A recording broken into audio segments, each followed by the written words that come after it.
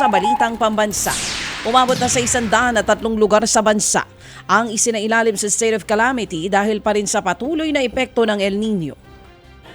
Ayon sa Task Force El Nino, humigit kumulang 2 milyong tao na ang apektado ng matinding tagtuyot. Kabilang sa mga napupuruhan ng mga probinsya ng Antique, Sultan Kudarat, Basilan, Maguindanao del Sur at Occidental Mindoro. Nakatuon daw ang pansin ng pamahalaan sa paghahatid ng tulong sa mga lugar na nasa state of calamity. Sa ngayon pumalo na sa halos 4 na bilyong piso ang halaga ng pinsala ng El Nino sa sektor ng agrikultura.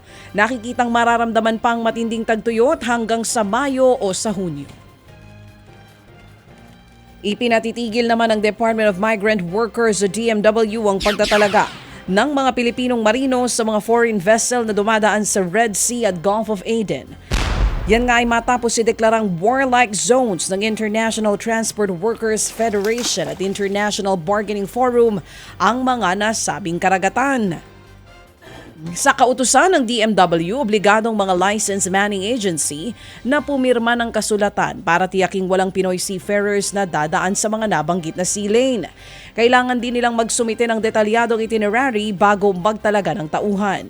Layon daw nitong protektahan ang mga Pilipinong trabahador.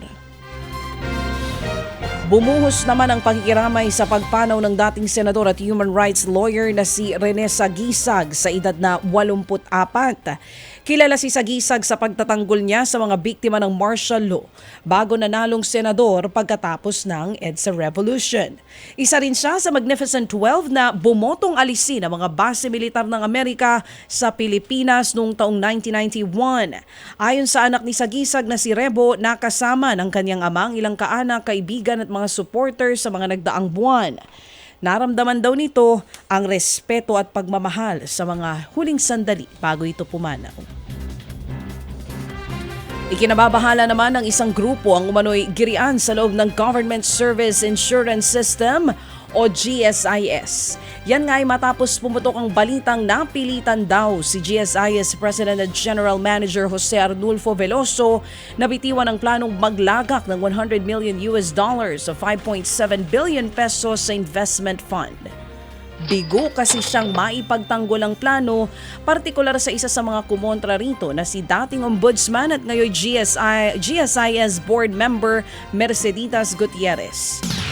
Balak sana ni Veloso na ilagak ang bilyon-bilyong pisong investment sa New Berger Berman Credit Opportunities Fund na dating pagmamayari ng Lehman Brothers. 2008 nang ma-bankrupt ang Lehman Brothers sa gitna ng matinding financial crisis sa Estados Unidos.